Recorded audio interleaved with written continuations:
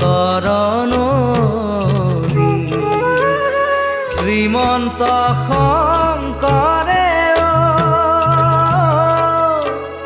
পাৰ ভাঙি দিলে শ্ৰীমন্ত শংকৰে পাৰ ভাঙি দিলে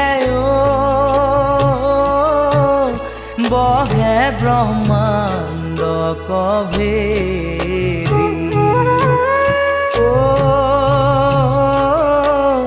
বহে ব্ৰহ্মাণ্ড কভেৰি গোবিন্দৰ প্ৰেম অমৃতৰ নদী বহে বৈকুণ্ঠৰ পৰা চাৰি পুৰুষাৰ্থ